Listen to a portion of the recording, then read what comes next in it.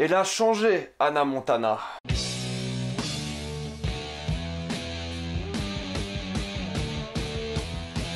Black Mirror saison 5. Comme d'habitude, ce qui est indiqué dans le titre de la vidéo, il n'y a pas de spoiler parce que vous êtes tranquille, après on va tout spoiler. Black Mirror saison 5 raconte 3 histoires différentes. La première nous raconte l'histoire d'un père de famille qui est complètement lassé par sa vie monotone, qui va commencer à jouer d'une certaine manière à un équivalent de Street Fighter. La deuxième s'intéresse à un chauffeur de Uber qui a décidé de péter un câble et de kidnapper l'un de ses passagers. La troisième raconte l'histoire de Hannah Montana qui a décidé de partager sa mémoire et son subconscient dans des petits robots. Black Mirror, comme à chaque fois, comme chaque année depuis sa création, je l'attends comme le Messie, à chaque fois j'en peux plus. J'adore énormément Black Mirror et j'ai été vraiment déçu de la saison 4. Pour moi, dans la saison 4, il n'y a aucun épisode qui était révélateur de la qualité de Black Mirror et qui était vraiment dans le délire critique de la société, critique de la technologie. Il y avait quelques épisodes sympas, mais j'ai jamais été aussi intéressé par la saison 4 que j'étais par exemple la saison 3. La saison 3, il y a tellement d'épisodes marquants que je ne peux que la recommander. Entre Nosedive, San Junipero, Shut Up and Dance, pour citer que ces trois-là, la saison 3 a été excellente et pour moi la meilleure saison de Black Mirror. La 4, c'est vrai que même aujourd'hui, elle était un peu trop optimiste à mes yeux, elle n'était pas assez critique de la société de manière générale. La saison 5 qui est comme la première saison, c'est-à-dire qu'il n'y a que 3 épisodes et c'est vrai que c'est beaucoup plus travaillé. C'est vrai que tu vois que Charlie Brooker a eu le temps d'écrire ces 3 épisodes vraiment bien. Et oui, je suis peut-être un vieux relou, mais pour moi la saison 4 était un peu trop mainstream parce qu'elle se finissait trop souvent bien et elle n'était pas assez satirique. La saison 5, mais quel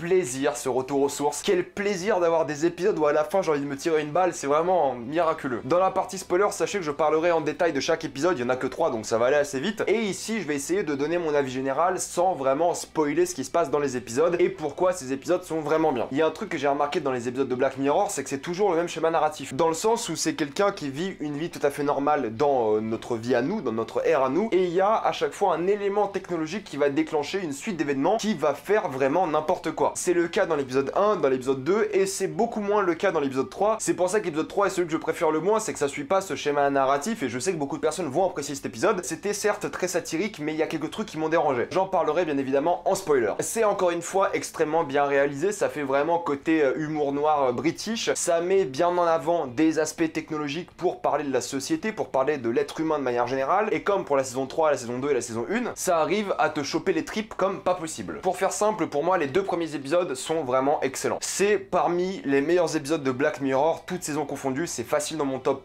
10 voire top 5. J'ai absolument adoré ces 2 épisodes et l'épisode 3 m'a un peu déçu, mais je comprends vraiment ce qu'il a essayé de faire, mais moi ça m'a pas accroché, je me suis un peu ennuyé. C'est des épisodes d'1 heure, c'est évidemment disponible sur Netflix et ça reste aujourd'hui l'une des meilleures séries Netflix de manière générale et séries télé tout court. Cette semaine je me suis bouffé Tchernobyl et Black Mirror, je passe vraiment une bonne semaine. Niveau série déprimante on est au top, là on peut pas faire mieux. Je vous jure, quand j'ai regardé les 2 premiers épisodes de cette saison, j'avais l'impression de voir les toutes premières saisons de Black Mirror. Il y a eu qu'une saison qui m'a déçu, il y a aussi Bandersnatch qui m'a pas mal déçu parce que je voyais pas trop l'intérêt de cet épisode interactif, et on a bien vu aussi avec You vs Wild qui est nul à chier, mais c'est nul, putain ça m'a saoulé. J'en ai fait la critique sur Instagram si ça vous intéresse, que les épisodes interactifs pour l'instant c'est pas ouf. Même avec Black Mirror j'ai pas trouvé l'épisode très intéressant, pareil j'en ai fait une critique pour plus de détails, mais c'est vrai que j'avais un peu perdu ma foi en la qualité de Black Mirror, et là avec ce grand retour, avec ces 3 épisodes là, je suis vraiment content. J'espère qu'ils vont pouvoir faire un format peut-être annuel ou semi-annuel, c'est-à-dire avoir 3 épisodes pendant le cours de l'année et peut-être un épisode de Noël. Ça serait vraiment très bien, je trouve, ça serait vraiment un bon équilibre, parce que c'est vrai que mis à part pour la saison 3 où il y avait beaucoup plus de temps pour la travailler, la 4ème saison avait trop d'épisodes et ils étaient assez peu travaillés de manière générale. Alors que là t'as vraiment le temps, il y a moins d'épisodes, il y a plus de qualité, c'est vraiment bien compact, et même l'épisode 3 que j'ai beaucoup moins aimé, je trouve qu'il est vraiment très bien écrit et que c'est un épisode qui m'a pas attiré spécialement moi, mais qui est un épisode vraiment efficace. Encore une fois on est en plein dans la satire technologique, la satire sociétale, et c'est ça qui est vraiment bon. On peut aussi noter les excellents acteurs de cette saison en commençant par Anthony Mackie. Le Faucon est vraiment très bon, j'ai adoré son épisode, c'est l'épisode 1. L'épisode 2 c'est avec Andrew Scott qui est vraiment incroyable, il y a aussi Topher Grace qui est très bon aussi, mais Andrew Scott il a une performance mais titanesque, le mec m'a terrifié durant tout l'épisode et en même temps je chantais de l'empathie envers cette personne. C'est un peu la force de Black Mirror, c'est de ressentir de l'empathie pour des personnages pour lesquels normalement tu ne devrais pas en avoir, et c'est un peu ce qui se passe toute cette saison. Et cette saison a réussi à me faire poser des questions sur moi-même, sur la technologie, sur ce que je devrais faire ou pas. Et c'est un bon message. Quand tu vois le genre de message qu'il y a dans Black Mirror, là tu l'as senti passer de manière très violente. Après l'épisode 2, je vous jure, j'avais même plus envie de toucher à mon téléphone. C'était à ce point violent. Et l'épisode 1 a remis en question autre chose, mais je vous dirai pourquoi en spoiler. Mais c'est aussi pour ça que l'épisode 3 m'a un peu moins touché, c'est que je me suis pas identifié au problème, je me suis pas identifié au personnage principal. J'ai compris la satire et je trouve que la satire est bien amenée. Et ça critique encore une fois,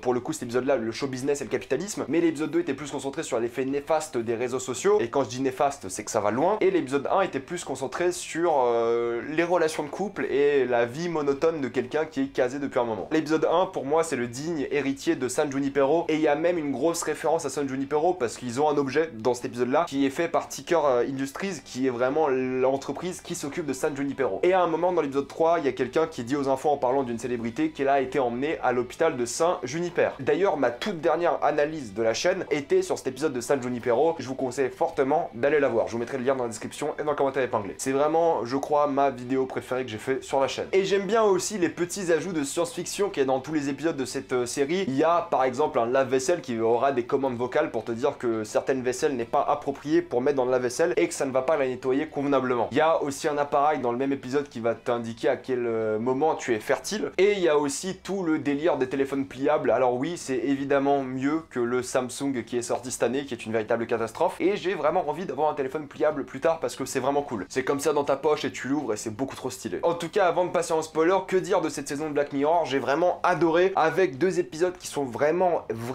excellents. Il n'y a rien à dire là-dessus, ils sont vraiment parfaits à mes yeux. L'épisode 3 qui était un peu en dents de scie et que j'ai trouvé un peu trop long pour ce que c'était. Mais encore une fois, c'est peut-être parce que le sujet m'a pas réellement atteint moi personnellement et je me suis senti beaucoup moins investi que dans les 2 premiers. Les 2 premiers, j'étais vraiment à fond dedans de A à Z. Donc je ne peux que vous recommander cette 5e saison de Black Mirror. Et si vous n'avez jamais vu Black Mirror, vous pouvez regarder n'importe quel épisode dans n'importe quel ordre. C'est une série d'anthologie, donc faites-vous plaisir et allez regarder Black Mirror. Ceci étant dit, avant de passer en spoiler, mettez-moi dans les commentaires ce que vous avez pensé de cette saison 5 de Black Mirror. On va en débattre en détail. Abonnez-vous à la chaîne pour plus de vidéos. Mettez un j'aime et partagez cette vidéo, ça aide beaucoup la chaîne. Si vous aimez la chaîne, pensez à la soutenir gratuitement grâce au lien dans la description et dans le commentaire épinglé. Vous regardez une petite pub et moi ça me fait un peu d'argent. Suivez-moi sur Instagram pour des critiques exclusives. Suivez-moi sur Twitter pour toutes les news et on spoil.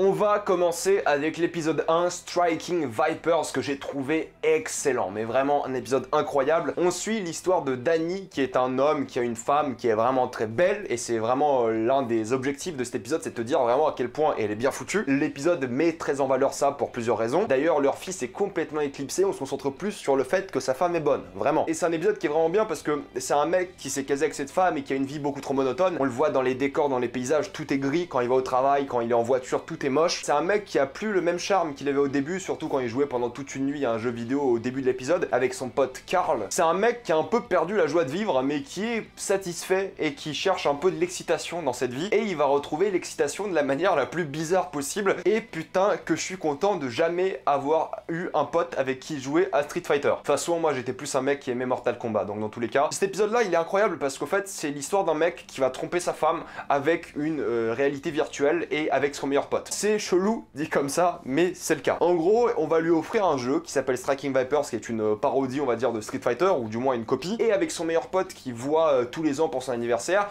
ils vont commencer à jouer. Sauf que maintenant, c'est en réalité virtuel. Donc tu rentres physiquement, enfin physiquement, mentalement dans le jeu, et t'as l'air physiquement présent. Et c'est bien parce que Carl, il montre bien la différence entre ce mec qui, lui, est riche, qui couche avec plein de filles jeunes, et tu vois le décalage, parce que le mec a vieilli, il couche avec des meufs qui sont jeunes, et il a pas le même aspect aux choses. C'est que voilà, le mec a pas réussi à se caser, tu vois qu'il a du mal à se faire larguer. Quand il se fait larguer au début de l'épisode, enfin on le voit pas mais on le dit, tu vois qu'il est mal. Tu vois que c'est un mec qui subit pas bien la rupture. Et c'est vraiment ça l'une des forces de l'épisode, c'est la caractérisation de ces deux personnes. Et de ce point de vue là, on a vraiment le passage de la personne qui est excitée de la vie, qui aime faire des trucs, et le passage à la vie adulte où vraiment tu te fais chier. C'est vraiment la critique de cet épisode, c'est le passage à la vie adulte quand t'es casé, à quel point tu t'ennuies. Et c'est là que ça va devenir intéressant, c'est que ces deux personnes là, Carl et Danny, vont jouer à cet équivalent de Street Fighter Striking Vipers. Et lors du premier combat, alors il faut dire une seule chose, c'est que Danny il pue la merde, à chaque fois il se fait atomiser par Roxanne ou Roxette. En tout cas ils sont dans le monde du jeu et j'ai adoré la manière dont ça a été filmé parce que c'est filmé comme un Street Fighter mais c'est avec des vrais acteurs. Et après leur premier combat, il y a un moment où ils commencent à se pécho. Et c'est là qu'au fait j'ai compris que l'épisode allait être complètement baisé du cul. Excusez l'expression mais vraiment c'est chelou putain ce truc. En gros, imaginez-vous la situation suivante, vous avec votre meilleur pote du même sexe, vous allez jouer à un jeu où votre pote va incarner une femme qui est quand même bien foutue et avec laquelle t'as envie de coucher. Du coup, toi, moralement, tu vas coucher avec ton pote, mais physiquement, tu vas coucher avec son avatar. Et c'est là que tu te poses la question, c'est est-ce que je pourrais coucher avec une personne du même sexe en étant hétéro, en sachant que cette personne a un corps d'une personne qui m'attire physiquement. Donc déjà, ça, de base, c'est un peu baisé comme manière de penser les choses, et je trouve le concept génial. Parce que ça va aller tellement loin dans ce délire-là et dans ce concept-là que j'adore l'épisode. Déjà, on a toute une musique mélancolique qui suit l'épisode, un peu comme dans San Junipero, et tout l'épisode se concentre sur le fait de vouloir retrouver sa jeunesse, ce qui était une thématique un peu de San Junipero qui était de vivre éternellement. C'est pour ça que je pense que cet épisode est le digne héritier de San Junipero, c'est que c'est les mêmes thématiques, et c'est là que tu comprends que cet homme-là, Danny, trompe sa femme. Mais il trompe pas sa femme en allant coucher avec d'autres femmes, il trompe sa femme en couchant avec son meilleur pote, mais sans réellement coucher avec. Donc tu comprends que la barrière est un peu floue et la distinction est pas très simple à faire, et c'est la force de l'épisode au fait. C'est te dire voilà, moi je m'ennuie dans ma vie, j'ai envie de voir ailleurs, j'ai envie de coucher avec quelqu'un d'autre, et le rapport est différent parce qu'il couche quand même avec son meilleur pote, et j'adore la manière dont l'épisode évolue par rapport à ça. On est à un stade où au fait, comme un vrai adultère, ça gâche des vies, ça gâche des couples, tu le vois à leur repas d'anniversaire, il y a plus cette flamme, ils ont pas couché ensemble depuis longtemps, et c'est pour ça au fait qu'on te montre souvent sa femme comme étant bien foutue, c'est pour ça qu'on la voit souvent soutif par exemple. C'est pour te montrer qu'elle est vraiment bien foutue et qu'il devrait coucher avec. Et il ne le fait jamais parce qu'il couche avec son meilleur pote. Donc c'est un peu chelou. Et quand il se rend compte que vraiment c'est nocif pour son mariage, Danny décide d'arrêter. Et c'est là que c'est fort parce qu'on avait vu au début de l'épisode que Carl vivait mal sa rupture d'avant, d'il y a un an. Et là, pendant 7 mois ou 6 mois, il va mal vivre sa nouvelle rupture. À tel point qu'il va essayer de coucher avec d'autres avatars, il va essayer de coucher avec un ours polaire. J'étais d'ailleurs mort quand il a dit ça, j'ai baisé l'ours polaire, Danny, j'ai baisé l'ours polaire. C'est n'importe quoi. À tel point qu'ils vont recoucher ensemble une dernière fois et ils vont se poser la question, est-ce qu'ils sont réellement gays? Ça c'est assez marrant parce que la série a un peu joué sur ça dans le sens où ils ont ce moment où ils s'embrassent et tu vois qu'au fait il y a un truc. Ils disent tous les deux qu'il y a rien, mais tu vois qu'il y a un truc. Tu vois que mine de rien, ils s'aiment. Et tu vois qu'ils ont un peu ce côté homosexuel refoulé, qu'il y avait quand même une certaine flamme et ils ont décidé de faire autrement, de coucher avec ces jeunes meufs pour Carl et de maintenir son mariage avec sa femme pour Danny. Et c'est là que c'est drôle, c'est que Danny va au final tout raconter à sa femme et sa femme va décider, ok, t'as le droit de coucher avec ton meilleur pote, mais moi aussi j'ai le droit de coucher avec quelqu'un d'autre que je connais pas au moins une fois par mois. C'est pour ça que dans le calendrier, tu vois bien qu'il y a une croix pour dire que c'est tel jour qu'ils ont le droit de faire ça. Donc j'ai trouvé que c'était un bel épisode qui parle vraiment d'une jeunesse perdue, qui parle de la monotonie d'une vie casée avec une famille, qui parle de rechercher l'excitation, qui parle de tester de nouvelles choses, de se rechercher sexuellement. Et c'est vrai que tu te dis qu'à la fin, est-ce que je pourrais faire ça? Je pense que non, fatalement, mais c'est vrai que si je voyais mon meilleur pote en mode méga bonne, je sais pas, vraiment je sais pas. Avec quelques shots ça peut partir en couille. Donc c'est un épisode qui est vraiment très bien foutu, que moi j'ai adoré. La morale j'ai trouvé magnifique, cette histoire de recherche de jeunesse en même temps d'acceptation d'autrui, en faisant des sacrifices mais tout en s'aimant. Parce que quand même à la fin Danny et sa femme ils font le sacrifice de s'aimer éternellement, tout en se permettant d'avoir une relation plutôt libre. D'un côté avoir une relation physiquement libre, et de l'autre côté le mec avoir une relation moralement libre. Donc je trouve que c'est une belle chose et c'est un très bel épisode. Et quand ils se tapent sous la pluie, ça qui est très fort, c'est qu'ils se sont jamais tapés dans le jeu, mais ils se tapent dans la vraie vie. Alors qu'ils arrivent pas à coucher ensemble dans la vraie vie, en sachant qu'ils ont couché plein de fois ensemble dans le jeu. C'est l'une des meilleures relations homosexuelles, hétérosexuelles que j'ai vues de ma vie. Je sais pas si ça compte comme bisexuel du coup, mais c'était vraiment bien trouvé. Pour parler maintenant de l'épisode 2, parce que j'ai l'impression d'avoir un peu trop parlé de l'épisode 1, c'est l'histoire de Andrew Scott, qui est un chauffeur de Hitcher, c'est un mélange entre Hitch et Uber, qui va essayer à chaque fois de choper des chauffeurs de Smithers, je crois. Smithereens, c'est le nom de l'épisode, ça c'est sûr. Ce qui est marrant, parce que Smithereens en anglais ça veut dire morceau, du coup Smithereens,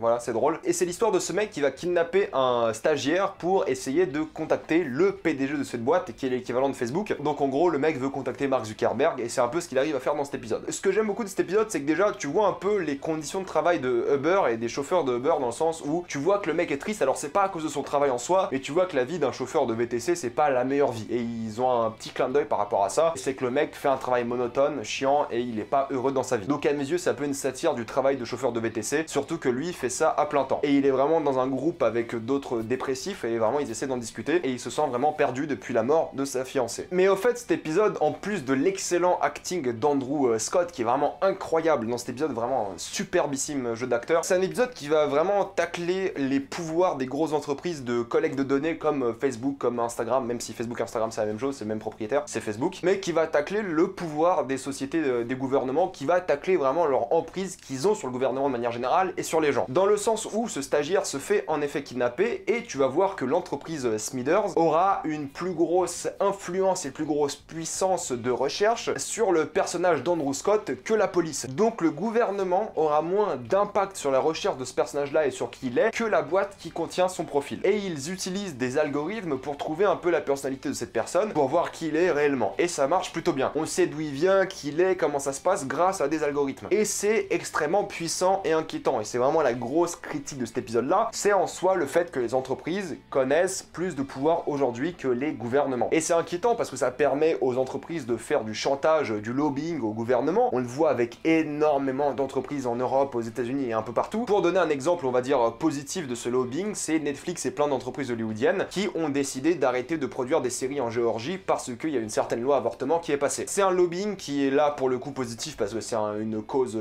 importante, c'est l'avortement et c'est une cause binaire. Tu sais que c'est bien, il y a que des connards qui vont te dire que l'avortement c'est pas bien. Il y a quelques connards qui vont me détester. Mais de manière générale, c'est une cause juste. L'idée c'est que le gouvernement ne peut pas tout le temps se battre contre ces entreprises et c'est ce que dit l'épisode, c'est qu'à un moment, c'est les entreprises qui vont décider de leur god mode. Et ça il le dit, c'est carrément le président Billy Bauer, qui est interprété par Topher Grace, il dit que l'un de ses principaux attraits c'est de pouvoir passer en god mode et savoir tout ce qu'il veut sur tout le monde et faire ce qu'il veut. Et c'est la crainte principale par rapport au gouvernement, c'est qu'un jour ces entreprises internationales auront plus de pouvoir que des gouvernements. Déjà qu'elles ont beaucoup plus d'argent que certains gouvernements du monde, ça commence à être inquiétant. Et donc il y a toute cette critique là des entreprises multinationales qui collectent des données qui est mise en avant dans cet épisode, et il y a tout l'aspect réseau social, l'aspect connectivité humaine qui est mis en avant. Ça a très bien été dit par Andrew Scott qui dit à un moment au stagiaire qui l'a kidnappé: si t'avais levé la tête pendant une seconde, t'aurais vu que je t'emmenais pas au bon endroit. T'es tellement accroché à ton téléphone que tu pourrais voir le ciel violet et tu t'en rendrais compte que dans un mois. Il y a plein de phrases comme ça qui taclent justement la connectivité des gens et tu comprends que lui aussi était connecté comme ça, et la manière dont sa femme est morte parce qu'il a regardé un like, une notification de like sur une photo de chien alors qu'il conduisait a causé la mort de sa femme. Et tu vois que le mec forcément il supporte plus les téléphones après ça. Il y a aussi tout un tacle aux fameuses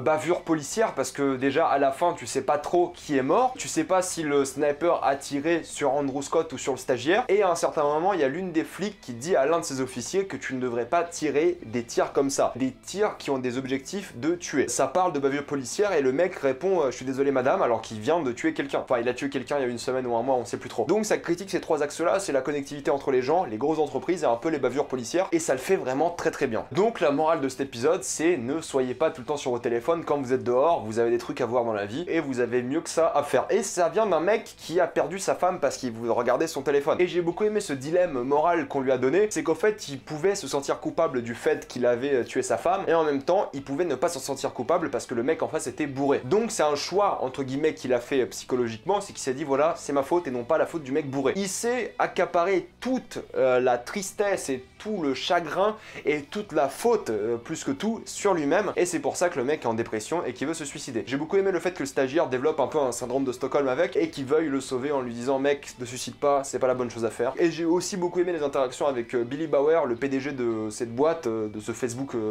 inventé, dans le sens où tu vois que le mec en a marre aussi, tu vois que le mec n'a plus le contrôle de Facebook, comme Mark Zuckerberg aujourd'hui. S'il dit demain je ferme Facebook, ça n'aura pas lieu, c'est impossible. C'est pas lui qui contrôle Facebook maintenant, il est juste une image, une icône. C'est lui le coupable peut-être, mais c'est pas lui qui contrôle Facebook aujourd'hui. Donc c'est tout un axe qui est dédié à ça. En plus de ça, tu vois l'utilisation des microphones sans le savoir sur le téléphone d'Andrew Scott, l'entreprise qui allume son micro comme ça sans rien dire. Je suis sûr qu'ils ont déjà allumé nos micros pour faire plein de trucs comme ça. On est tout le temps sous écoute, c'est sûr. Je veux pas être en mode conspiration, mais c'est flippant quand même. Et j'ai beaucoup aimé cette phrase de Topher Grace qui dit on peut croire au sentiment, il faudrait croire au sentiment. C'est vrai, et tout le moment il lui dit que tu parles comme un robot de la part d'Andrew Scott était très poignant aussi. En tout cas c'est un épisode qui est vraiment incroyable, j'ai vraiment adoré, et cette fin est extrêmement touchante et poignante, et pour moi c'est parmi les meilleurs épisodes de Black Mirror. Je vais attaquer rapidement l'épisode 3 parce que l'épisode 3 m'a pas trop inspiré. Il y a deux histoires en parallèle en gros. Il y a l'histoire en parallèle de Hannah Montana, Miley Cyrus, ce que vous voulez, qui fait des chansons qui ne lui correspondent plus, mais qui est manipulée par sa manager qui est aussi sa tante, et qui la manipule pour se faire de l'argent, pour faire du bénéfice. Et voilà, c'est une critique du capitalisme, à quel point on fait du mal même à des artistes artistes pour qu'ils fassent plus d'argent, plus de revenus, plus d'audience, plus de vues, plus de ventes, etc. Donc c'est une grosse critique de ça et la manager fait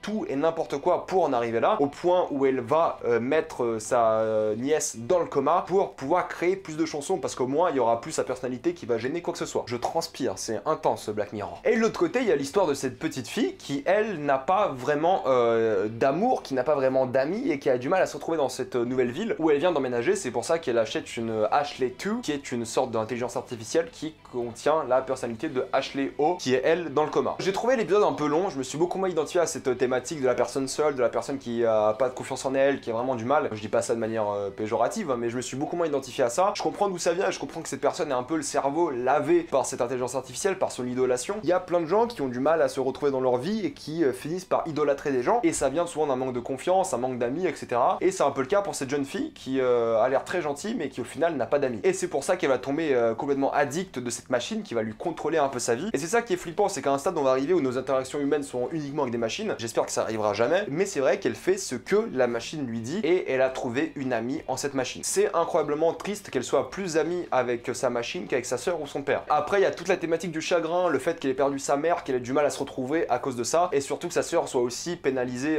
moralement par rapport à ça. Mais c'est vrai que je me suis pas senti investi dans l'histoire de ces deux jeunes filles là. J'ai trouvé la fin où elle balance le rat sur le garde du corps un peu facile. Cette jeune fille qui a, je sais pas, même pas 18 ans, se fait passer pour une exterminatrice de rats, de vermine. J'ai pas trouvé ça très réaliste. J'ai bien aimé tout le moment avec le robot qui perd son filtre, qui parle un peu dans tous les sens. Et j'ai bien aimé, comme je dis, la critique du capitalisme, du show business, le fait de garder une image, de se préparer pour des interviews, pour vraiment avoir l'air bien, alors que tu te caches toi-même, tu caches ta propre personnalité au point de tomber en dépression, comme l'a fait le personnage de Miley Cyrus. Et Miley Cyrus a été vraiment très convaincante dans la série, j'ai bien aimé son jeu de rôle, et ça a l'air un peu de correspondre à ce qui se passe la concernant dans la vraie vie. Donc voilà, on est dans le registre de la confiance en soi, de l'addiction, que ce soit par rapport aux personnes, par rapport à l'argent, par rapport à une envie de liberté. Tous les personnages de cet épisode-là sont accros à quelque chose. Le père est complètement accro au fait de faire un meilleur piège à rat, la sœur est accro à la musique, aux anciens groupes qui aimaient sa mère, la petite fille est accro à Ashley 2, la manager est accro à l'argent et aux bénéfices que fait Ashley, et Ashley est accro à son inventivité, à ses chansons, et elle rêve de liberté. Donc c'est une grosse thématique aussi de l'addiction qui est très importante dans cet épisode, un peu comme dans l'épisode 2 concernant les téléphones. Mais oui, voilà, c'est un bon épisode, mais qui m'a beaucoup moins marqué. J'ai beaucoup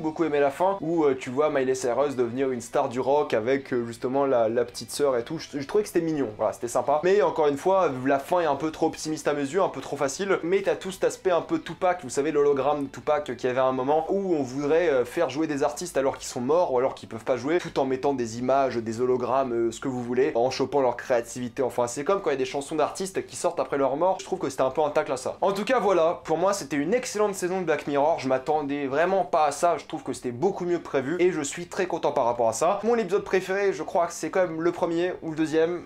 Ah, je sais pas, je les aime beaucoup ces deux épisodes, mais comme d'habitude, mettez-moi dans les commentaires ce que vous avez pensé de cette saison de Black Mirror que moi j'ai trouvé tout à fait génial. Faites-vous plaisir dans les commentaires, débattez, dites-moi ce que vous avez le plus adoré, le plus détesté. Pensez à vous abonner à la chaîne pour plus de vidéos, mettez un j'aime et partagez cette vidéo, ça aide beaucoup la chaîne. Si vous aimez la chaîne, pensez à soutenir gratuitement grâce au lien dans la description et dans le commentaire épinglé. Vous regardez une petite pub et moi ça me fait un peu d'argent. Suivez-moi sur Instagram pour des critiques exclusives, suivez-moi sur Twitter pour toutes les news et salut à tous.